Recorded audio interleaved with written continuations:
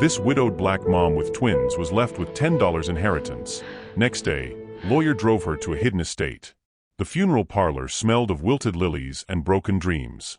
Naomi Washington sat in the front row, her twins flanking her like bookends, holding together the fragments of what remained of their family. At 34, she had buried her husband 3 years ago, and now she was burying the woman who had raised her, Grandma Ruby, the anchor that had kept their small world from drifting into complete chaos. Before I continue with the story, please do me a favor by subscribing to this channel. Like this video and make sure to share it with your friends. The casket gleamed under fluorescent lights that buzzed like angry wasps, and Naomi wondered how they'd managed to afford something so beautiful. The funeral director, Mr. Henley, had been surprisingly accommodating about payment plans, almost as if someone had whispered instructions in his ear. But who? Ruby had died with nothing but love in her heart and 10 crumpled dollars in her worn leather purse. 16-year-old Zara shifted beside her, dark eyes rimmed red from crying, while her twin sister Jade sat stone-faced, anger radiating from her small frame like heat from asphalt in summer. The girls had inherited their grandmother's stubborn streak and their late grandfather's fierce pride, traits that would either save them or destroy them in the months to come. "She looks peaceful," whispered Mrs. Chun from the second row, her voice cutting through the oppressive silence. Naomi nodded without turning around. Ruby did look peaceful, finally free from the pain that had ravaged her body these past 2 years. Free from the medical bills that had devoured their savings, free from the worry lines that had deepened each time another eviction notice arrived. The minister's voice droned on about eternal rest and heavenly reunions, but Naomi's mind wandered to more earthly concerns. Tomorrow, she'd return to her job at the diner where she pulled double shifts just to keep their heads above water. Tomorrow, she'd face the stack of bills on the kitchen table, electricity, rent, groceries stretched thin like butter over too much bread. Tomorrow, she'd have to tell her daughters that their college dreams might have to wait indefinitely. The service ended with a hymn Ruby had hummed while cooking Sunday dinners, Amazing Grace in a key that existed only in her heart. As mourners filed past the casket, murmuring condolences that felt as hollow as her bank account, Naomi noticed a man she didn't recognize lingering near the back. He wore an expensive suit that seemed out of place in this neighborhood funeral home, and he clutched a leather briefcase like it contained state secrets. "Mrs. Washington?" The man approached as the last of the mourners disappeared into the humid evening air. He was older, maybe 60, with kind eyes behind wire-rimmed glasses and silver hair that suggested wisdom earned through years of difficult conversations. "I'm Harold Graves, your grandmother's attorney." Naomi blinked in surprise. "Attorney? I didn't know Grandma Ruby had an attorney." "She retained my services only recently," Mr. Graves said gently, glancing at the twins who had moved closer, curiosity overcoming their grief. "I have some matters to discuss with you regarding her estate. Perhaps we could meet tomorrow? There are unusual circumstances that require immediate attention." Estate. The word felt foreign in Naomi's mouth. What estate could a woman who had spent her final years choosing between medication and groceries possibly have? "Mr. Graves," Naomi said, exhaustion weighing down her words like stones, "I appreciate whatever you're trying to do, but Grandma Ruby didn't have anything. We're barely keeping the lights on as it is." The lawyer's expression shifted, something unreadable flickering behind his glasses. "Mrs. Washington, I understand your skepticism, but I assure you, this meeting could change everything for you and your daughters. Would 10 o'clock tomorrow morning work? I'll come to you." Zara tugged at Naomi's sleeve. "Mom, what if it's something good? What if Grandma Ruby had a secret savings account or something?" Jade scoffed, but Naomi caught the flicker of hope in her daughter's eyes before it was quickly extinguished. Hope was a dangerous thing in their world. It had a way of lifting you up just high enough to make the fall more devastating. "Fine," Naomi said finally. 10 o'clock. "But Mr. Graves, please don't come bearing false hope. We've had enough disappointment for one lifetime." The lawyer nodded solemnly, but as he walked away, Naomi could have sworn she saw the ghost of a smile cross his lips. That night, as she lay awake listening to the familiar sounds of their struggling neighborhood, sirens in the distance, arguments through thin walls, the constant hum of traffic from a highway, she couldn't shake the feeling that something was about to change. She had no way of knowing that Ruby Washington had kept one last secret, one final gift that would transform not just their lives, but the life of a woman who had been carrying the weight of guilt for 37 years. What do you think drove Ruby to seek out an attorney in her final days? Share your thoughts below. Sometimes the people we love most surprise us in ways we never expected. The apartment felt emptier without Ruby's presence, as if her spirit had taken some of the warmth with it when she passed. Naomi moved through their small two-bedroom space like a ghost herself, mechanically preparing breakfast while her daughters sat at the scratched kitchen table, textbooks spread before them like battle plans. "Mom, you're burning the eggs," Zara said softly, her voice carrying the gentle concern that had aged her beyond her 16 years. She was the nurturer of the twins, the one who remembered everyone's birthdays and always shared her lunch money when Jade forgot hers. Her dark curls framed a face that reminded Naomi painfully of her late husband Marcus, the same warm brown eyes, the same way of tilting her head when she was worried.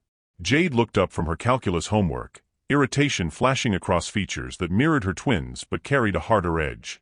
"She's been distracted all morning. It's that lawyer guy, isn't it?"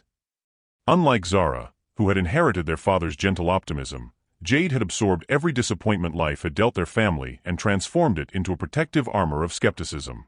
At 16, she already carried herself like someone who had learned not to trust in miracles. Naomi scraped the eggs onto 3 mismatched plates, her hands trembling slightly.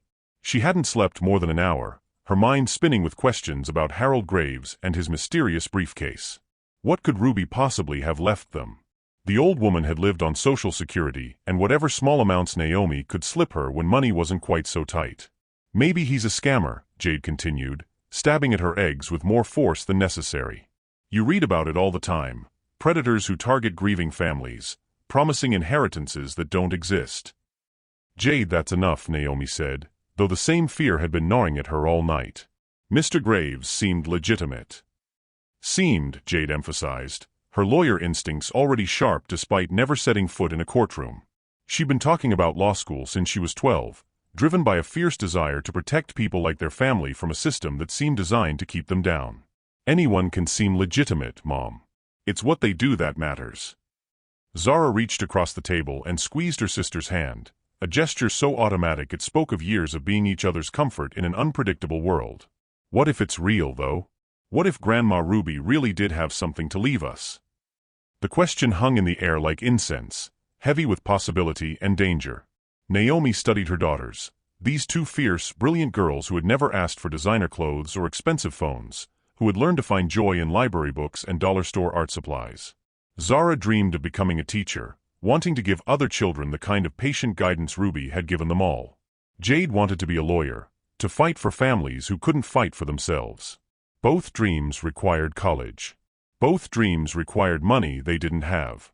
"Your father used to say that hope without preparation is just another word for disappointment," Naomi said finally, settling into the third chair that wobbled no matter how many phone books they wedged under its leg.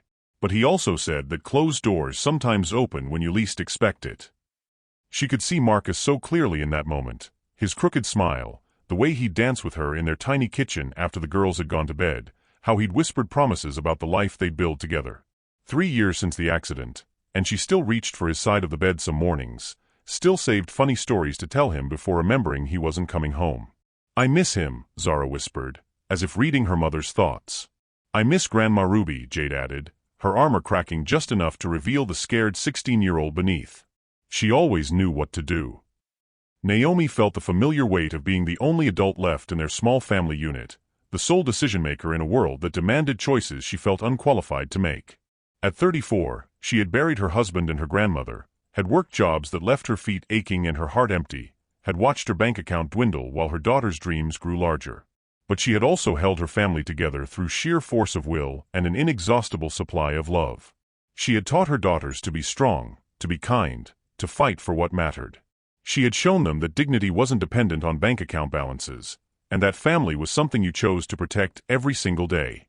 "Whatever Mr. Graves has to tell us," Naomi said, reaching for both girls' hands, "we'll face it together. And if it turns out to be nothing, if he's selling dreams we can't afford to buy, then we'll keep doing what we've always done. We'll take care of each other." The girls squeezed her hands in return, and for a moment, the apartment didn't feel quite so empty. They had each other. They had love. Sometimes, Naomi thought as she glanced at the clock showing 9:45 a.m., that had to be enough. But as a car pulled up outside their building, a sleek black sedan that looked as out of place in their neighborhood as champagne at a church potluck, she couldn't help wondering if Ruby Washington had one final surprise waiting for them.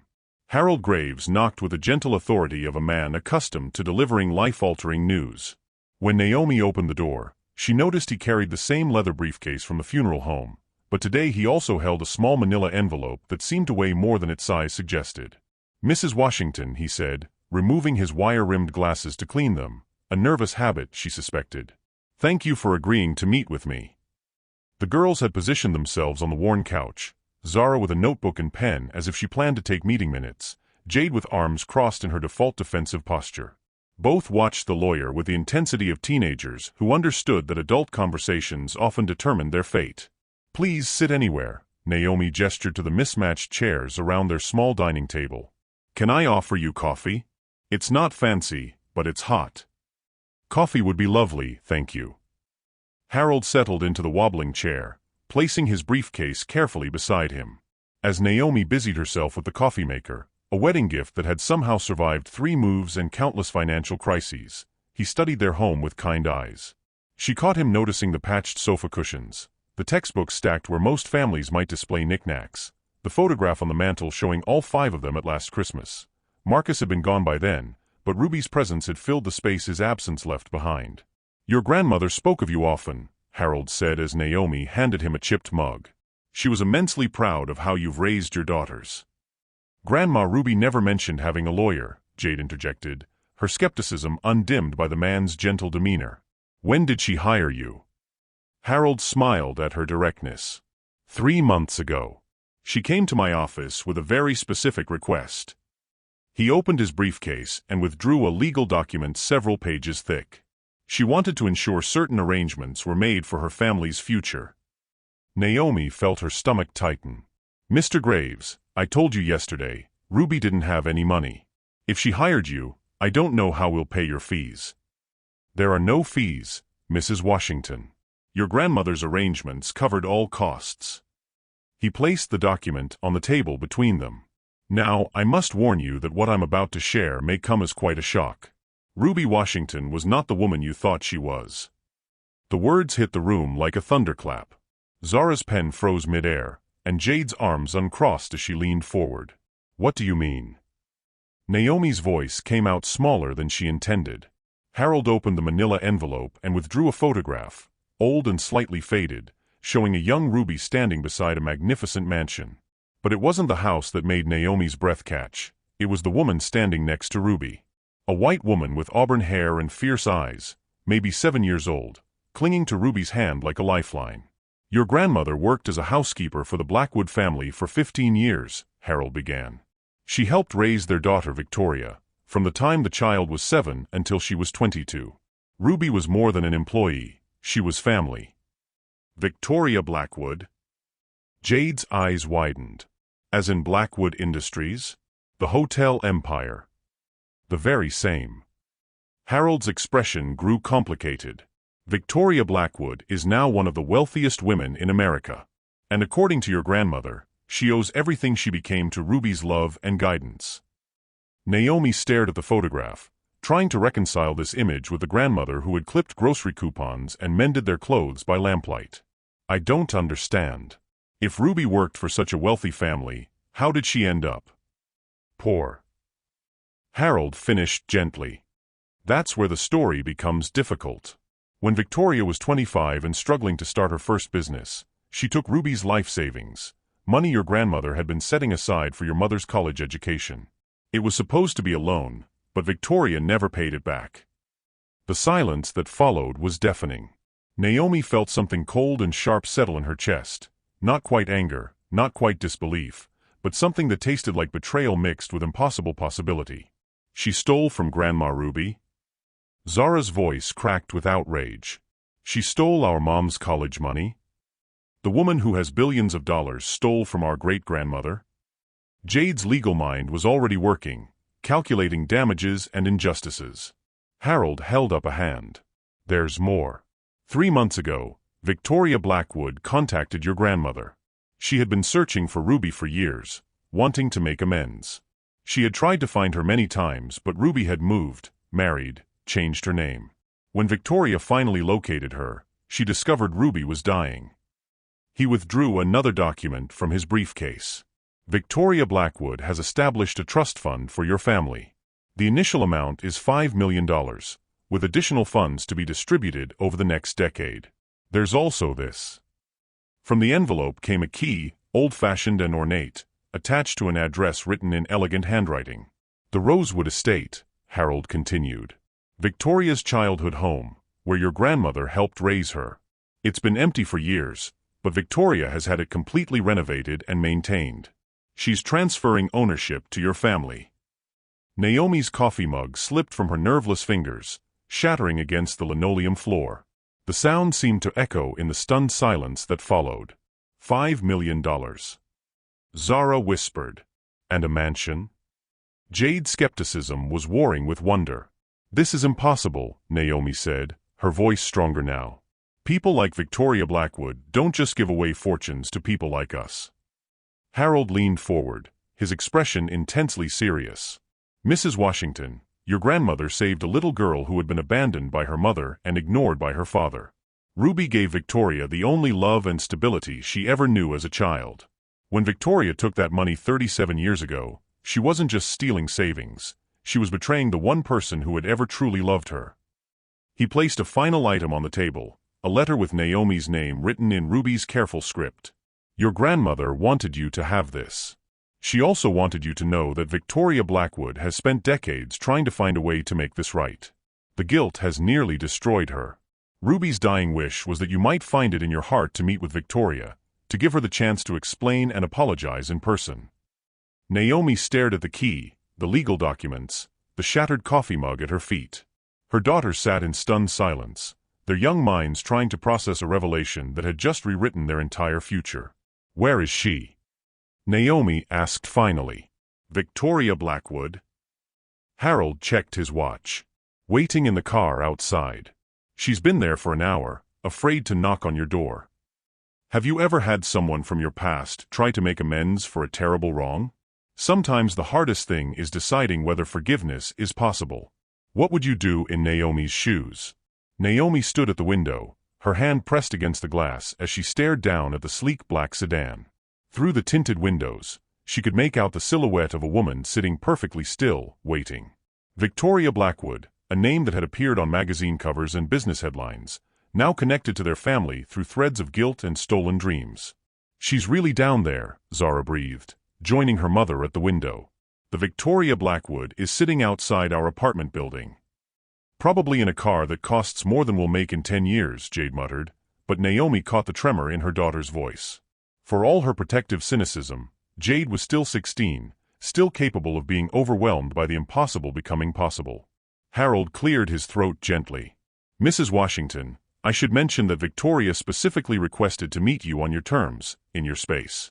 She could have asked you to come to her office, her home, anywhere that would have been more comfortable for her. But she wanted you to feel in control of this conversation. Naomi turned from the window, her mind racing. Control, something she'd had precious little of since Marcus died, since Ruby got sick, since life began demanding more from her than she felt capable of giving. What exactly does she want from us? Forgiveness, I believe, Harold said simply. Though I suspect she hardly dares hope for it. The letter from Ruby lay unopened on the table, seeming to pulse with importance. Naomi picked it up, her fingers tracing her name in her grandmother's careful handwriting. Ruby had taught her to read with these same patient letters, had helped her with homework at the same table, had held her when Marcus died and promised that love was stronger than loss. Mom. Zara's voice was soft with concern. What are you thinking? Before Naomi could answer, her phone buzzed. A text from an unknown number, asterisk Mrs. Washington, this is Victoria Blackwood. I know this is overwhelming. If you'd prefer, I can leave and we can arrange to meet another time. I don't want to pressure you or your daughters. I needed you to know that not a day has passed that I haven't thought about Ruby and what I took from your family. Asterisk. Naomi showed the text to the girls. Jade read it twice, her expression unreadable. She sounds human, Zara finished quietly. She sounds scared. Good, Jade said fiercely. She should be scared. She should be terrified. Do you know what $5 million would have meant to great-grandma Ruby? What it would have meant to Mom when she was trying to go to college? What it could have meant for all of us. The pain in Jade's voice cut through Naomi's confusion. Her daughter was right. The money Victoria had stolen could have changed everything. Her mother might have become a teacher instead of working double shifts at a factory. Naomi herself might have finished college, might have been able to give Marcus a different kind of life, might have had resources when he died instead of drowning in medical bills and funeral costs. But there was something else in that text message, something that reminded Naomi of the scared children she'd comforted over the years, including her own daughters when nightmares woke them. Victoria Blackwood, billionaire or not, sounded like a woman carrying the weight of a terrible mistake. "I want to read Grandma Ruby's letter first," Naomi said finally, "before we decide anything." She opened the envelope with trembling fingers. Ruby's handwriting filled 2 pages, and just seeing those familiar loops and curves made Naomi's throat tighten with fresh grief. "My dearest Naomi, asterisk if you're reading this, then Harold has told you about Victoria and what happened all those years ago. I know you must be angry, confused, maybe even disgusted. I felt all those things when Victoria first contacted me. Asterisk. Asterisk, but I want you to understand something about that little girl I raised." Victoria's mother was cold as winter stone, more concerned with her social calendar than her daughter's scraped knees or bad dreams. Her father saw her as an investment, nothing more. When Victoria clung to my skirts and followed me through that big, empty house, she wasn't being clingy, she was starving for love. Asterisk. Asterisk, I gave her what I could. I taught her to braid hair and make cookies and believed that she was worthy of kindness. When she was scared, I held her. When she was proud of some small accomplishment, I celebrated with her. For 15 years, I was the closest thing to a mother she had. Asterisk. Asterisk, when she took my money, she was drowning. Not in water, but in desperation and fear. It doesn't excuse what she did. Stealing is stealing, and it hurt our family terribly. But I've spent 37 years watching that scared little girl build walls around her heart, becoming harder and more isolated with every success. Asterisk. Asterisk, the Victoria who contacted me 3 months ago was broken, Naomi. Successful, wealthy, powerful, and utterly, completely broken. She spent decades trying to find us, wanting to make amends, carrying guilt that's eating her alive. Asterisk. Asterisk, I'm not asking you to forgive her, that's between you and your conscience. But I am asking you to remember that love is the only thing that really lasts. Love is what your Marcus gave you, what you're giving to Zara and Jade every day. Love is what changes people, what heals wounds, what makes us better than our worst moments. Asterisk. Asterisk, Victoria needs to make this right, baby girl. She needs it more than you need the money. Sometimes the person asking for forgiveness needs it more than the person giving it. Asterisk. Asterisk, trust your heart. It's never steered you wrong. Asterisk. Oh my love. Grandma Ruby. Asterisk, peace. That estate has a library that would make Zara's eyes light up and enough space for Jade to pace while she practices her lawyer arguments. Sometimes God's gifts come wrapped in unexpected packages. Asterisk. Naomi finished reading through tears she hadn't realized were falling. She handed the letter to the girls, watching their expressions soften as they absorbed their great-grandmother's words. She loved this woman, Zara said wonderingly. After everything that happened, Grandma Ruby still loved her. Love doesn't excuse theft, Jade said, but her voice had lost its sharp edge. Though I guess I understand why someone might steal if they were desperate enough. Naomi looked back out the window. The sedan hadn't moved.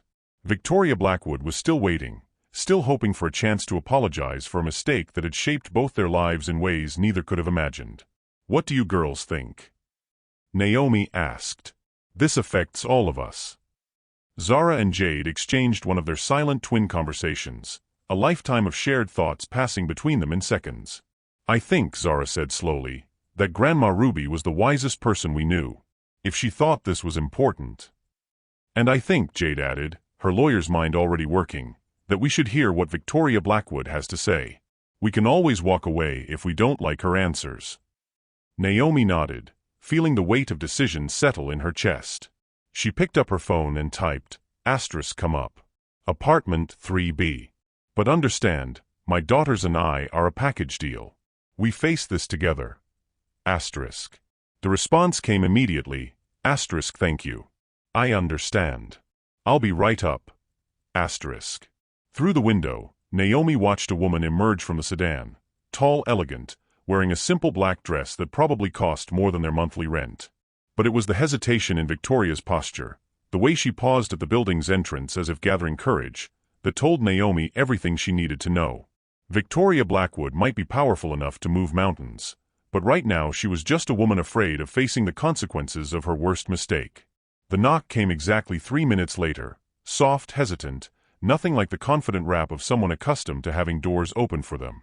Naomi glanced at her daughters, both of whom had unconsciously moved closer to her, forming their familiar protective triangle. "Come in," Naomi called, her voice steadier than she felt. The woman who entered their small apartment seemed to shrink the moment she crossed the threshold. Victoria Blackwood was beautiful in the way that money and good breeding could make someone beautiful. Her auburn hair was perfectly styled despite the humid morning. Her black dress was simple but clearly expensive, and she carried herself with a kind of posture that spoke of private schools and finishing lessons. But her eyes were red-rimmed, and her hands trembled as she clutched a small leather purse. "Mrs. Washington," she said, her voice barely above a whisper. "Thank you for agreeing to see me." For a moment, nobody moved. Then Zara, ever the peacemaker, gestured toward the wobbling chair Harold had vacated. "Please sit down." Victoria looked at the offered chair as if it were a witness stand, but she sat carefully, placing her purse on her lap like a shield. Her gaze swept the room, taking in the patched sofa, the stack of textbooks where a coffee table should be, the photograph of Marcus on the mantel, and something crumpled in her expression. "This is cozy," she said, then immediately flushed. "I'm sorry, that sounded condescending. I didn't mean." "It's okay," Naomi said, though it wasn't, not really. "We know what we have. And what we don't have." The silence stretched between them like a taut wire. Victoria's hands opened and closed on her purse, and Naomi found herself studying those hands, manicured perfectly, but bearing the faint scars of someone who had once worked with them. "Interesting. I don't know where to begin," Victoria said finally. "Harold told you about what I did. About the money. You stole from our great-grandmother," Jade said bluntly. "Let's not pretty it up with euphemisms." Victoria flinched as if slapped, but she didn't look away from Jade's fierce stare. "You're right. I stole from Ruby. I stole from your family. I took the money she had saved for your grandmother's education, and I never paid it back." "Why?" The question came from Zara, softer but no less pointed. "Why would you do that to someone who loved you?" Victoria's composure cracked completely. Tears spilled down her cheeks as she pressed one hand to her mouth, struggling for control. When she spoke again, her voice was raw with decades of suppressed pain. "Because I was 25 years old, and I was desperate, and I was selfish enough to believe that my dreams mattered more than anyone else's." She wiped her eyes with the back of her hand, a gesture so vulnerable it seemed to contradict everything about her polished exterior. "My father had cut me off completely. Said I was an embarrassment to the family name. My mother had never acknowledged I existed anyway." She looked directly at Naomi. "I had this idea for a hotel, a small boutique place that would cater to business travelers. I had the location, I had the plans, I even had investors interested. But I needed seed money to secure the property, and no bank would loan to a 25-year-old woman with no credit and no family backing." "So you took Ruby's life savings," Naomi said. "I told myself it was a loan," Victoria whispered. "I convinced myself that once the hotel succeeded, I'd pay her back with interest. Ruby had always supported my dreams, always believed in me when no one else did. I thought, God help me, I thought she'd understand." Harold spoke up quietly from where he'd been standing by the window. "Tell them about the night you took it." Victoria closed her eyes, and when she opened them again, they were filled with self-loathing. "Ruby found me in the kitchen at 3 in the morning, counting out the bills. She didn't say anything at first, just stood there in her nightgown, watching me destroy the trust between us." The room was so quiet that Naomi could hear her own heartbeat. Even Jade seemed transfixed by Victoria's confession. When she finally spoke, Victoria continued, her voice breaking. She said, "I raised you better than this, Victoria. I raised you to be better than this." And then she walked away. She didn't try to stop me, didn't threaten to call the police, didn't even cry until she was back in her room. I heard her through the walls, though. I heard her sobbing, and I took the money anyway. You destroyed her, Jade said, her anger reigniting. You destroyed the woman who raised you for 30 pieces of silver. Yes, Victoria said simply. I did. And that hotel I was so desperate to build? It made me my first million within 2 years. Then 5 million. Then 50. Every success I've had since that night has been built on Ruby's broken heart. She reached into her purse and withdrew a worn envelope, yellowed with age. She wrote me a letter the day after I took the money. I found it in my room when I came back to get my things. Victoria's hands shook as she unfolded the letter, the paper so creased from handling that it threatened to tear. She wrote, "My darling Victoria, you are better than your worst decision. You are more than your biggest mistake. I pray that someday you'll find your way back to the girl I raised, the one who used to help me bake cookies and cry over injured birds. Love doesn't die just because trust gets broken. I'll be waiting for you to come home to yourself." The silence that followed was deafening. Naomi felt tears on her own cheeks now, recognizing Ruby's infinite capacity for forgiveness even in the face of ultimate betrayal.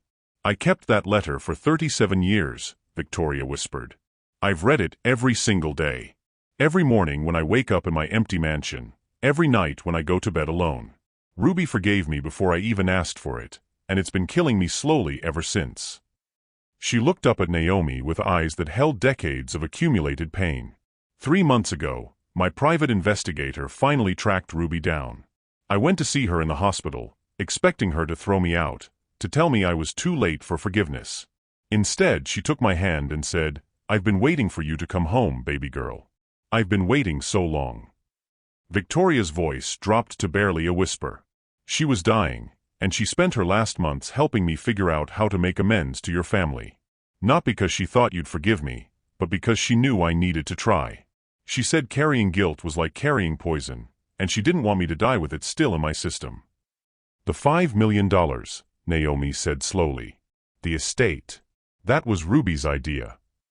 Ruby calculated what her savings would have been worth if properly invested over 40 years.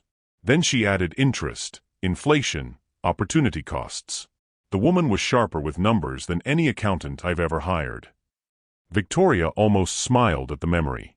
"She said your family deserved not just what I took, but what you should have had if I'd never stolen it in the first place." Harold cleared his throat. "There's more." Victoria nodded reluctantly. "The Rosewood estate, the house where Ruby raised me, it's been empty for 15 years. I couldn't bear to live there after she left, couldn't stand the memories. But I also couldn't sell it. It felt like selling the only real home I'd ever known." She looked directly at Zara and Jade. "Ruby said you two remind her of herself at your age, hungry to learn, determined to make something of yourselves. She wanted you to have the kind of educational opportunities that were stolen from your grandmother. What aren't you telling us?" Jade asked, her lawyer instincts detecting the weight of unspoken information. Victoria and Harold exchanged a glance. Then Victoria took a shaky breath. "Ruby made me promise something before she died. She made me promise that if your family decided to accept the inheritance, I would move back to Rosewood. That I would be available. Not as your benefactor, but as someone who could share the memories of the woman who raised us both." The revelation hung in the air like a challenge. This wasn't just about money or property. Ruby had orchestrated a reunion, a chance for healing that would require all of them to live with the consequences of choices made decades ago. "She wanted us to be a family," Zara breathed. Victoria's composure finally shattered completely. "She wanted me to have the chance to love someone again without being afraid they'd leave. And she wanted you to understand that sometimes the people who hurt us most are the ones most desperate to make it right." Have you ever been in a situation where forgiveness felt impossible, but love demanded you try anyway? Sometimes the hardest conversations are the ones that change everything. What would you do if someone's biggest mistake became your greatest opportunity? The revelation hung in the air like smoke after a fire, choking, inescapable, changing everything it touched. Naomi stared at Victoria, trying to reconcile the broken woman before her with the villain she'd constructed in her mind. But it was Jade who broke the silence, her voice sharp as broken glass. "So this is Ruby's plan." Jade stood abruptly, pacing to the window where Victoria's sedan waited like a symbol of wealth and privilege. "She wants us to play house with the woman who destroyed our family's future?" She wants us to pretend that 37 years of poverty and struggle can be erased with a check and some pretty words about forgiveness. Jade, Naomi started, but her daughter whirled around, fury radiating from every line of her 16-year-old frame. No, Mom. This is insane. Jade's voice cracked with emotion. Do you know what I've been planning since I was 12? Law school. Fighting for families like ours who get stepped on by people like her.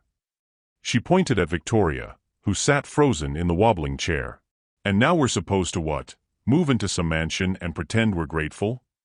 Victoria flinched as if physically struck. I never expected gratitude. I only hoped. You hoped what? Jade's laugh was bitter beyond her years. That you could buy your way out of guilt? That throwing money at us would make you feel better about stealing from a dying old woman? Jade, that's enough, Naomi said, but even she felt the weight of her daughter's words. There was something obscene about accepting charity from the person who had created their need for it in the first place. No, she's right, Victoria whispered, tears streaming down her face unchecked. She's absolutely right. This is selfish. I'm trying to buy absolution, and I'm using Ruby's love to do it. Zara, who had been silent through Jade's outburst, suddenly spoke up. But what if we say no? What happens to the money? What happens to the estate? Harold cleared his throat uncomfortably. The trust has specific conditions. If your family declines the inheritance, the money reverts to Victoria's estate. The Rosewood property would be sold, with proceeds going to charity. Perfect, Jade snapped. So either we accept her guilt money and pretend to be one big happy family, or she gets a tax write-off. Either way, she wins. Victoria stood abruptly, her composure completely shattered. I'm sorry. I'm so sorry. Ruby said, she thought. She pressed her hands to her face, shoulders shaking. I've made everything worse. I always make everything worse. The sight of Victoria breaking down should have felt like victory, but instead, it made Naomi's chest tighten with unexpected pain. This wasn't the confrontation she'd imagined. There was no satisfaction in watching someone destroy themselves with remorse. I should go, Victoria said, reaching for her purse with trembling hands. I should never have come here. Ruby was wrong. Some things can't be fixed. Don't you dare, Jade said, her voice low and dangerous. Don't you dare walk away again. You want forgiveness? You want to make this right? Then sit down and face what you've done. Victoria froze halfway to the door. Sit down, Jade repeated, and something in her tone, part fury, part command, part desperate need for answers, made Victoria return to the chair. You stole from my great-grandmother, Jade continued, pacing like a caged animal. You took the money she saved by skipping meals, by mending clothes instead of buying new ones, by choosing between medication and heat in the winter. Do you understand what that money represented? Victoria nodded, unable to speak. It represented hope. It represented the belief that her sacrifices mattered, that her granddaughter, my grandmother, would have a better life. You didn't just steal money, you stole dreams. You stole futures. You stole the chance for our family to break the cycle of poverty. Each word hit Victoria like a physical blow, but she didn't look away. And now, Jade's voice broke, now you want to give us more money than we know what to do with, and somehow that's supposed to make it all better? How does that work, exactly? How do we tell people that our success came from the person who destroyed us in the first place? The question hung in the air, unanswerable and devastating. Naomi found her own voice, raw with emotion. Do you know what I told my daughters when their father died? I told them that we were strong enough to make it on our own. That we didn't need anyone's charity, that we could build something beautiful from what we had. She looked around their small apartment, seeing it suddenly through Victoria's eyes, shabby, cramped, a monument to making do. I was proud of that. Proud that we were surviving, that we were building something together.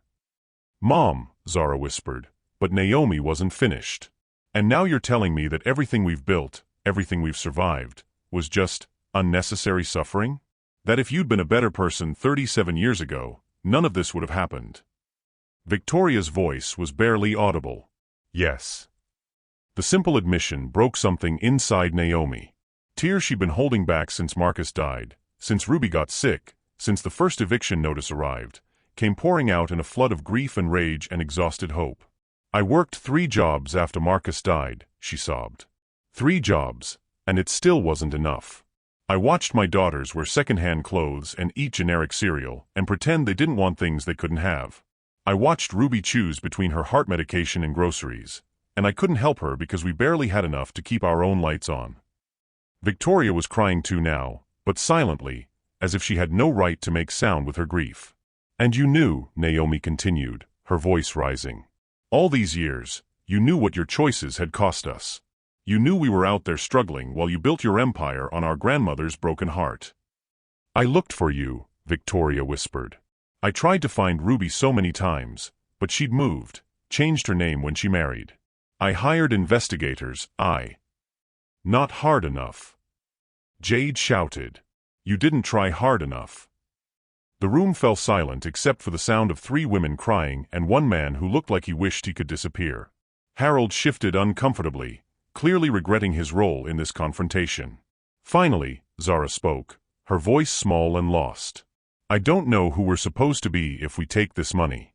I don't know how to be rich. I don't know how to live in a mansion or go to fancy schools or pretend that any of this is normal.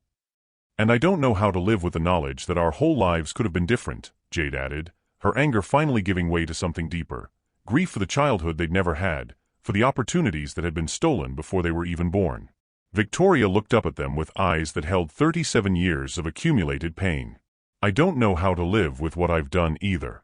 But Ruby believed that love was stronger than guilt, that family was something you chose rather than something you were born into. She believed that broken things could be mended if people were brave enough to try. Maybe Ruby was wrong, Naomi said quietly. Maybe some things are too broken to fix. The words fell into the room like stones into still water, creating ripples that touched everyone present. For the first time since this impossible day began, silence felt like an ending rather than a pause. Victoria stood again, this time with the careful dignity of someone accepting defeat. I'll go now. Harold will handle the legal details if you decide. When you decide to decline the inheritance, the money will go to educational charities in Ruby's name. It's not much, but it's something. She walked to the door, pausing with her hand on the knob. For what it's worth, Ruby was right about one thing. You 3 are the strongest, most remarkable family I've ever met. Your love for each other. It's the kind of love I spent my whole life trying to buy, and you built it from nothing but determination and hope. She turned the handle. Ruby used to tell me that love was like a garden, Victoria said without turning around.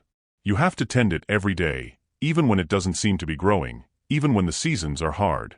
She said the most beautiful gardens grew in the places where people thought nothing could survive. The door closed behind her with a soft click, leaving the Washington family alone with the weight of impossible choices and the echo of words that sounded too much like goodbye. For 10 minutes after Victoria left, nobody spoke. The apartment felt different somehow, not emptier, but charged with the residue of raw emotions and unfinished conversations. Naomi sat on the patched sofa, staring at the space where Victoria had been, while her daughters processed the wreckage of the morning in their own ways. Jade had claimed the window, watching the street below with fierce intensity. Zara sat cross-legged on the floor, absently sorting through her textbooks, a nervous habit that had helped her think since elementary school. Harold had quietly gathered his papers, clearly eager to escape the emotional battlefield their living room had become. It was Zara who finally broke the silence. She's still out there, she said softly, nodding toward the window. Victoria. She's just sitting in her car. Jade turned from her vigil, probably calling her driver or her assistant or whatever rich people do when they get their feelings hurt. No, Zara said, rising to join her sister at the window. She's crying. Really crying. Like she can't stop. Despite herself, Naomi found herself moving to the window. Victoria sat in the passenger seat of the sedan, her shoulders shaking with sobs that were visible even from 3 floors up. Her perfectly styled hair had come loose, and she held something clutched against her chest, the worn letter, Naomi realized, the one Ruby had written 37 years ago. She looks. Jade started, then stopped, her anger temporarily replaced by something more complicated. Broken, Zara finished quietly. She looks completely broken. Harold cleared his throat delicately. If I may. I've known Victoria Blackwood for 15 years, handled various legal matters for her company. In all that time, I've never seen her show genuine emotion about anything. She's what people call an ice queen, brilliant, ruthless, untouchable. He paused, watching the figure in the car below. What you saw here today, what you're seeing now, this is a woman coming apart at the seams. Naomi pressed her palm against the cool glass. Good, she said, but the word lacked conviction. Is it? Zara asked, her voice thoughtful. Is it good that she's suffering? Does her pain make our pain any less? The question hit Naomi like a physical blow. She thought of Marcus, of the nights she'd lain awake after his death, consumed by rage at drunk drivers and unfair insurance policies and the cosmic injustice of losing your partner at 31. That anger had felt righteous, necessary even. But it had also been poisonous, eating away at her ability to appreciate what she still had. Grandma Ruby forgave her, Zara continued, still watching Victoria's breakdown. Even after everything, even knowing what that money could have meant for our family. Why would she do that if Victoria didn't deserve forgiveness? Because Ruby was too good for this world, Jade said fiercely. Because she saw the best in everyone, even people who didn't deserve it. Or, Zara countered gently, because she understood something about love that we haven't figured out yet. Naomi found herself remembering Ruby's funeral, the way the older woman had looked peaceful despite all her suffering. Ruby had died without bitterness, without regret, surrounded by love. Meanwhile, Victoria Blackwood, with all her wealth and success, sat alone in a car, destroyed by guilt and isolation. She said Ruby forgave her before she even asked, Naomi said slowly. Before she even tried to make amends. So, Jade's defensive walls were going back up. That doesn't mean we have to. No, Naomi agreed. It doesn't mean we have to. But it does mean Ruby saw something in Victoria that made her believe redemption was possible. Harold was still watching from the window. Your grandmother was a remarkable woman. In our few conversations, she spoke about Victoria with such tenderness. Not the way you talk about someone who wronged you, but the way you talk about a lost child you never stopped hoping would come home. Jade turned away from the window, frustration radiating from her small frame. I don't understand any of this. I don't understand how you can love someone who betrayed you. I don't understand how you can forgive someone who destroyed your family's future. And I definitely don't understand why we should be the ones to fix the guilt of someone who's had 37 years to make this right. Maybe, Zara said quietly, it's not about fixing her guilt. Maybe it's about choosing who we want to be. What do you mean? Zara moved away from the window, settling back on the floor with her textbooks. I've been thinking about what Victoria said about Grandma Ruby's letter. About love not dying just because trust gets broken. About being better than your worst decision. She picked up a worn copy of To Kill a Mockingbird, one of the required readings for her English class. Remember what Atticus says about courage? About how real courage is when you know you're licked before you begin, but you begin anyway and see it through. Jade frowned. You're comparing Victoria Blackwood to Atticus Finch? No, I'm comparing us to him. We know this is hard.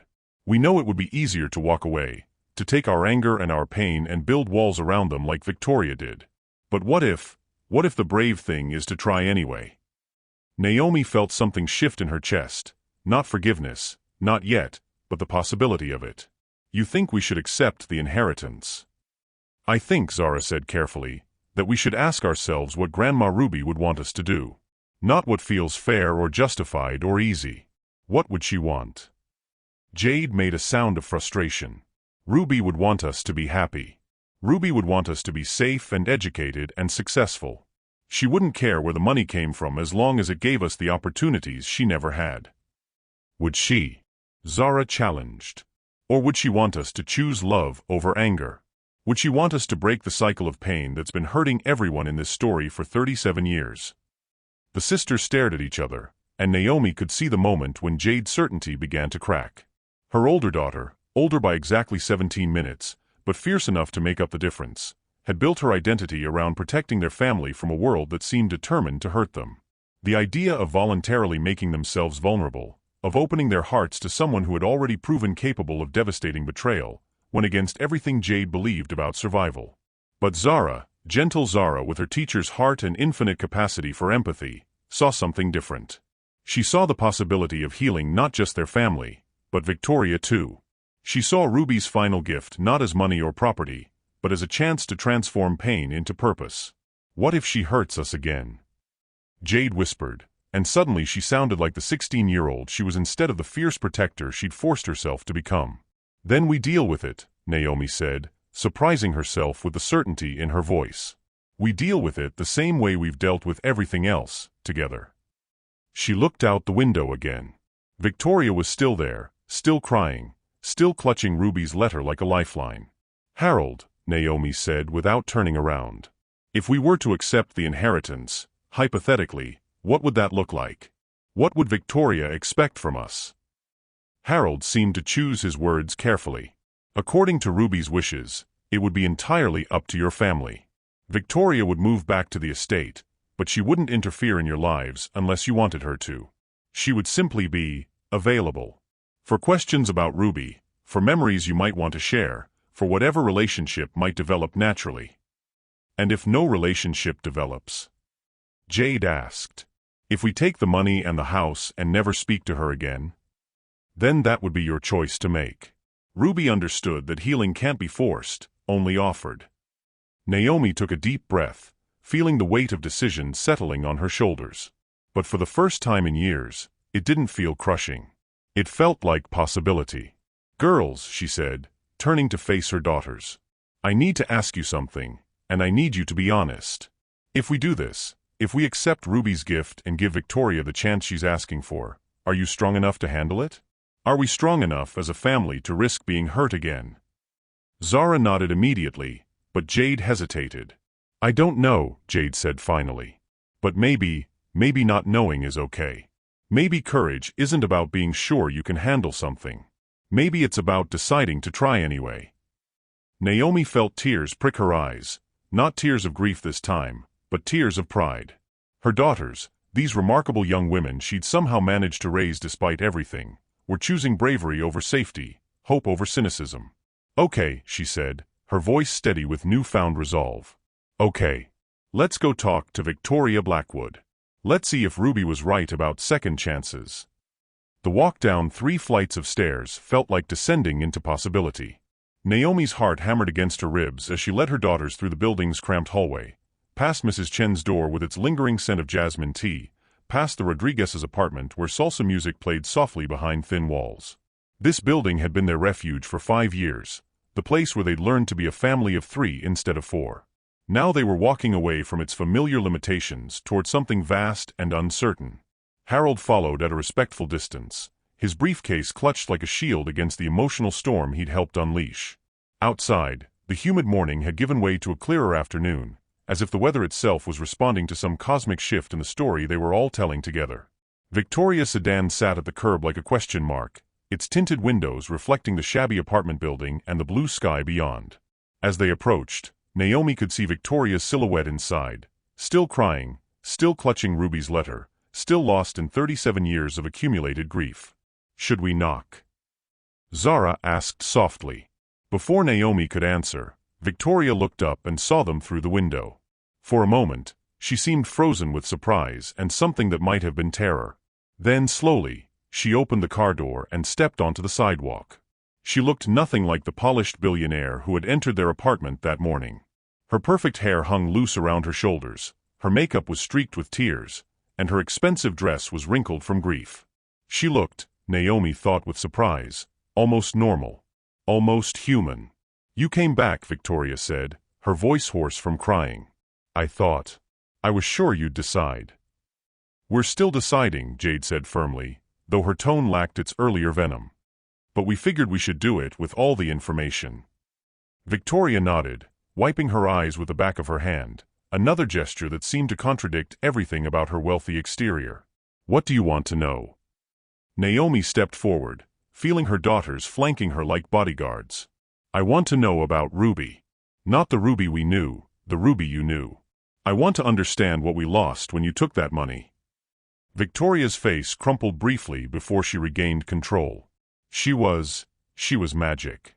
I know that sounds ridiculous, but there's no other word for it. When I was 7 and my parents brought me to Rosewood after yet another nanny quit, I was this angry, terrified little girl who bit people and threw tantrums and broke things just to see if anyone would care. She leaned against the car, as if the weight of memory was too much to bear standing alone. Ruby took one look at me and said, "Well, aren't you a fierce little lion? Lions need extra love because they're so busy protecting everyone else." And then she held out her hand and asked if I wanted to help her bake cookies. "That sounds like her," Zara said softly. "She taught me everything," Victoria continued, her voice gaining strength as she spoke. "How to braid my own hair because my mother never bothered to learn. How to make pancakes shaped like hearts for special occasions. How to read people's emotions and respond with kindness instead of judgment." Victoria looked directly at Naomi. "She taught me that families aren't just people who share blood, they're people who choose to love each other through the hard times. She made me believe that I was worthy of that kind of love." "And then you threw it away," Jade said, but without malice now. It was a statement of fact, not an accusation. "Yes," Victoria said simply. "I threw it away because I was scared and desperate and too young to understand that what I was destroying was worth more than any business I could ever build." She reached into her purse and withdrew something small and silver, a locket, tarnished with age. "Ruby gave me this on my 15th birthday. She said every young woman needed something beautiful that belonged only to her." Victoria opened the locket, revealing two tiny photographs, one of Ruby young and smiling, and one of Victoria as a child, gap-toothed and happy, sitting in Ruby's lap. "I've worn this every day for 47 years, she whispered. "Even when I hated myself for what I'd done, even when I thought I didn't deserve to carry her memory with me. It was the only way I knew how to keep her close." The silence that followed was different from the angry silences of that morning. This silence held weight, possibility, the kind of quiet that comes before important words are spoken. It was Naomi who broke it. "Harold," she said without taking her eyes off Victoria. "The estate, Rosewood. How big is it?" 15 acres, he replied.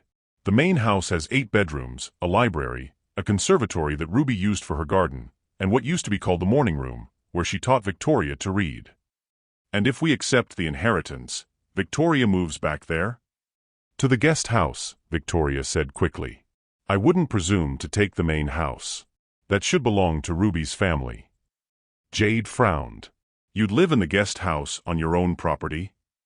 "It would be your property," Victoria corrected. "I'd be a tenant, a neighbor, someone who could share stories about the woman who raised us both, if you wanted to hear them." Naomi studied Victoria's face, looking for signs of deception or manipulation.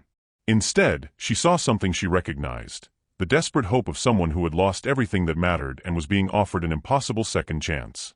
"What happens if we can't forgive you?" Naomi asked.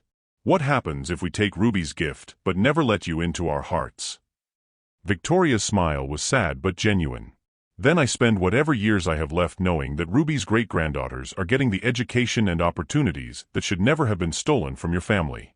That would be enough." "Would it?" Zara asked gently.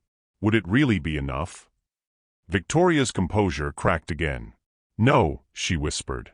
"It wouldn't be enough. God help me, I want what I threw away. I want to be part of a family again. I want to know what Jade dreams about becoming and what makes Zara laugh. I want to help with homework and attend graduations and maybe, if you'll let me, learn how to love people without being terrified they'll leave." She looked at each of them in turn. "But wanting isn't the same as deserving. And needing isn't the same as taking.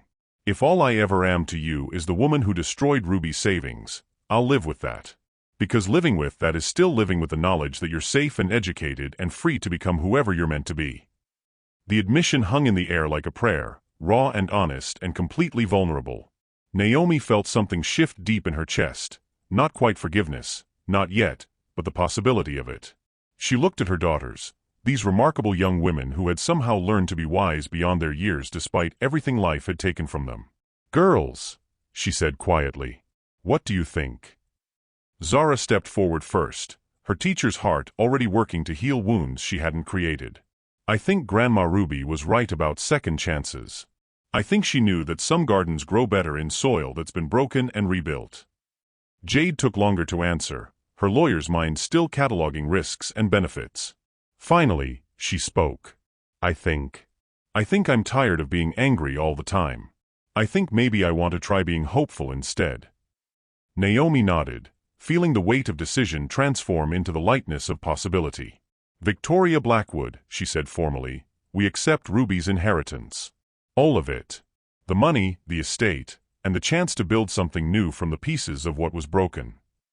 Victoria's knees buckled, and she caught herself against the car, overwhelmed by relief and gratitude and terror all at once. "Thank you," she sobbed. "Thank you for giving me the chance to try to be better than my worst decision." "Don't thank us yet," Jade said, but she was almost smiling. "We don't know how to be rich. We don't know how to live in a mansion. And we definitely don't know how to trust someone who's already betrayed the person we loved most. But we're willing to learn," Zara added. "If you're willing to teach us." Victoria wiped her tears and straightened her shoulders, and for a moment, Naomi caught a glimpse of the powerful businesswoman she must have been in boardrooms around the world. But then Victoria smiled, genuinely smiled, and the mask fell away completely. "I'd be honored to learn alongside you," Victoria said. "Ruby always said the best lessons came from starting over together." Harold cleared his throat, smiling himself for the first time all day. "Shall we go see your new home?" As they climbed into Victoria's sedan, Jade claiming the front passenger seat with typical boldness, Zara settling next to her mother in the back, Naomi caught sight of their apartment building growing smaller in the rear window. 5 years of struggle and love and making do, soon to be just a chapter in a much larger story. "Victoria," she said as they pulled away from the curb. "Yes." "Tell us about the library at Rosewood. Zara's going to want to know about the books." And as Victoria began to describe the floor-to-ceiling shelves filled with first editions and classics and the cozy reading nook where Ruby used to tell stories, Naomi felt something she hadn't experienced in years, the certainty that they were driving toward hope rather than away from it. 6 months later.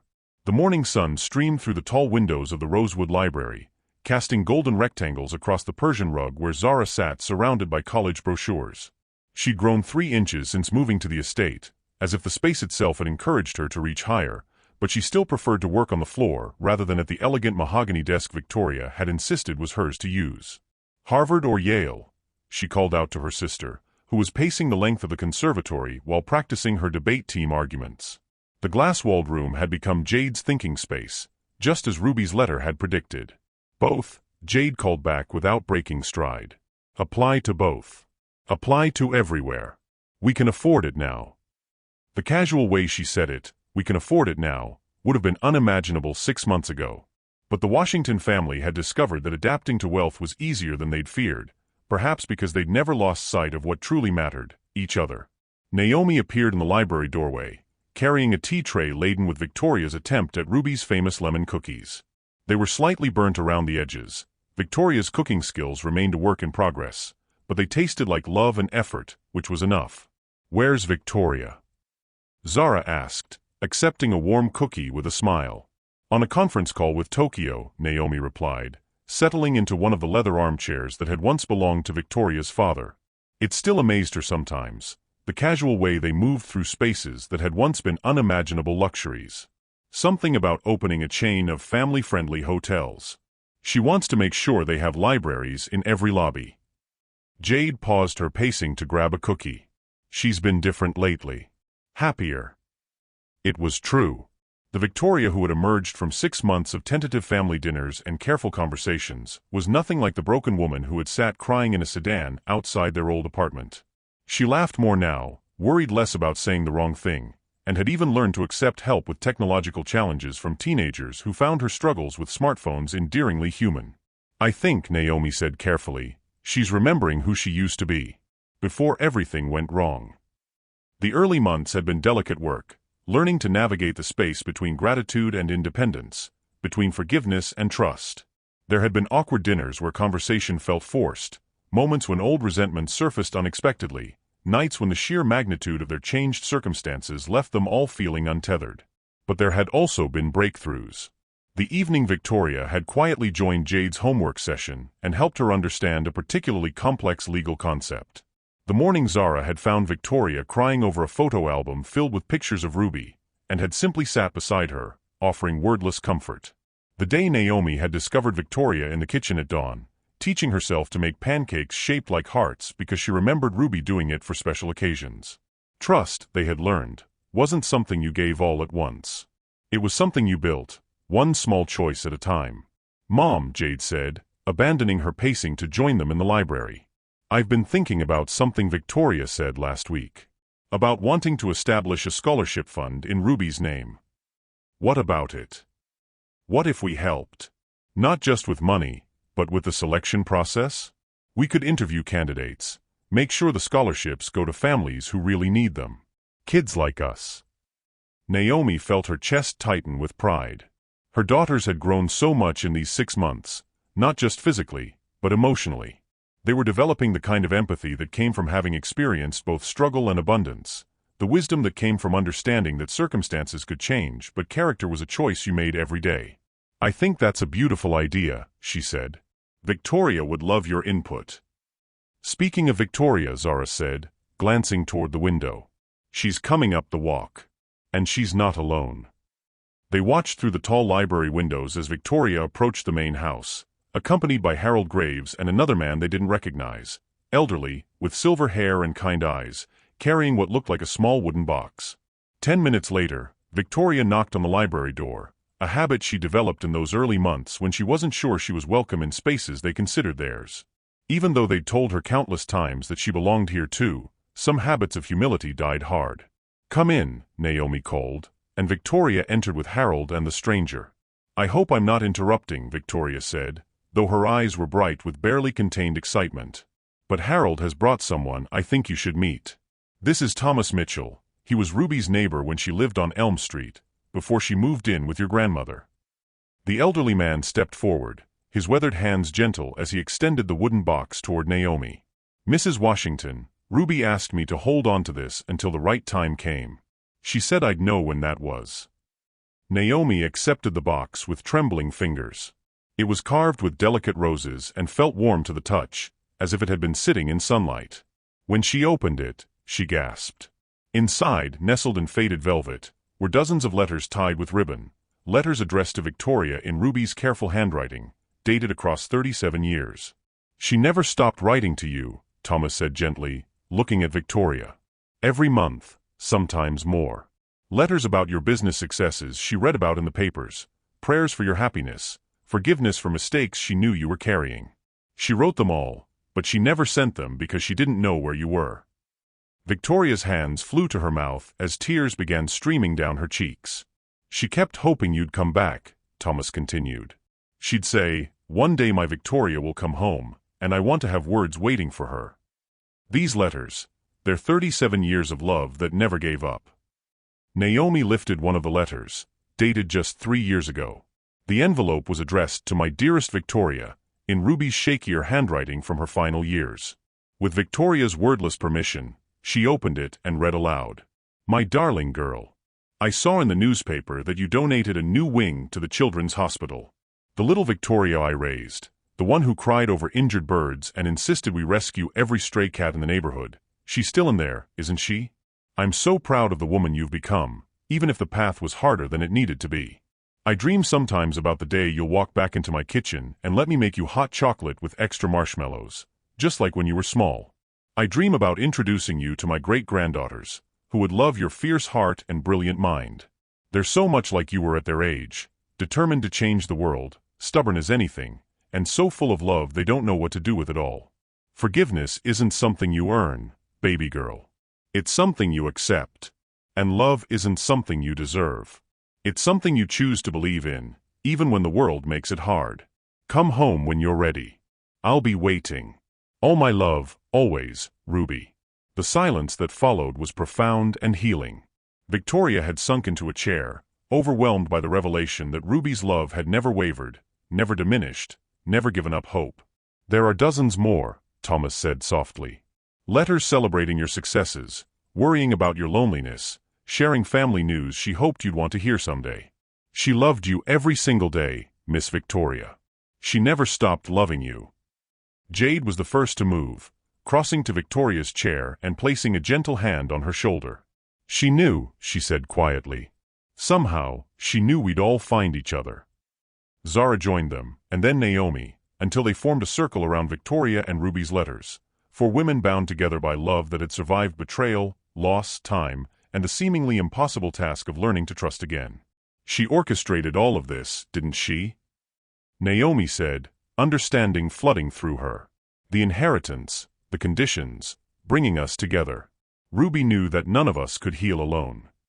Victoria looked up at them through her tears, clutching one of Ruby's letters against her heart. She saved us all. Even after everything I did, she found a way to save us all. 3 years later. The graduation ceremony was held in Rosewood's back garden, under the oak tree where Ruby had once taught a young Victoria to identify different types of birds. Jade, now a sophomore at Harvard Law School, had driven down for her sister's high school graduation, bringing with her news of her internship at a legal aid society that helped low-income families navigate the justice system. Zara, valedictorian of her class and bound for Brown University in the fall, stood at the makeshift podium Harold had constructed, addressing the small gathering of family and friends who had come to celebrate this milestone. My great-grandmother used to say that love was like a garden, Zara said, her voice strong and clear. She said the most beautiful gardens grew in places where people thought nothing could survive. Looking around this garden today, seeing all of you here, I understand what she meant. In the front row, Naomi sat between Victoria and Harold, marveling at how natural it felt to have all of them together. Victoria had kept her promise to be available without being intrusive, slowly earning her place in their family through consistent kindness, genuine interest in their lives, and a willingness to be vulnerable about her own struggles and growth. They had learned to navigate holidays together, to share inside jokes and gentle teasing, to argue about politics and movies and whether Zara should major in education or literature. She'd ultimately chosen both. They had become, against all odds and expectations, exactly what Ruby had envisioned. A family bound not by blood or obligation, but by the conscious choice to love each other through the messy, complicated, beautiful work of healing. 3 years ago, Zara continued, my family was struggling just to survive. We measured success by whether we could keep the lights on and put food on the table. Today, my sister is studying law at one of the best schools in the country, my mother is finishing her degree in social work, and I'm heading to college with dreams I never thought possible. She paused, looking directly at Victoria. But the most important thing we've gained isn't money or opportunities, or even this beautiful home. It's the understanding that family isn't something you're born into, it's something you choose to build, one act of love at a time. Victoria wiped away tears, her other hand finding Naomi's and squeezing gently. The gesture was automatic now, natural, the kind of unconscious affection that only developed between people who had chosen to trust each other despite every reason not to. After the ceremony, as guests mingled in the garden and helped themselves to a feast that Victoria and Naomi had prepared together, Victoria's cooking had improved dramatically with practice and patient instruction. Harold approached the family group with a small wrapped package. A graduation gift, he said, handing it to Zara. From Ruby. From Ruby. Zara looked confused. But she died 3 years ago. She asked me to hold on to this until you graduated, Harold explained, with specific instructions that it should only be given to you after your speech about gardens. Zara unwrapped the package with careful hands, revealing a small potted plant, a cutting from Ruby's prized rosebush, the one that had bloomed in her garden for 30 years.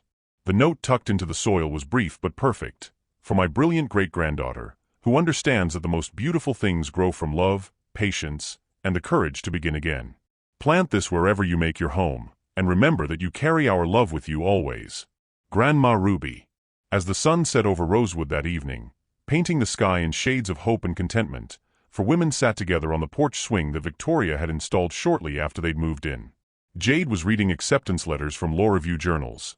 Zara was planning her dorm room setup with typical thoroughness. Naomi was sketching ideas for the community center she hoped to open after finishing her social work degree, and Victoria was quietly responding to emails about the Ruby Washington Foundation's latest scholarship recipients. Do you think she knew? Zara asked suddenly. Do you think Ruby knew how everything would turn out? Victoria looked up from her phone, considering the question. I think she knew that love is stronger than fear, that forgiveness is possible even when it seems impossible, and that families can be built from the most unlikely pieces. I think, Naomi added, she knew that some gardens take longer to bloom, but they're worth waiting for. And I think, Jade said, closing her laptop and joining the conversation, she knew that the best stories don't end with, and they lived happily ever after. They end with, and they chose to keep loving each other, one day at a time. As if summoned by their words, the scent of roses drifted across the garden, carried on a breeze that felt like a benediction, like Ruby's gentle approval of the family they had chosen to become. What does family mean to you? Is it the people you're born to, or the people who choose to walk through life alongside you? Sometimes the most beautiful families are the ones that grow from forgiveness, hope, and the courage to begin again. Share your thoughts below, because every family story, no matter how it begins, has the potential for a beautiful ending.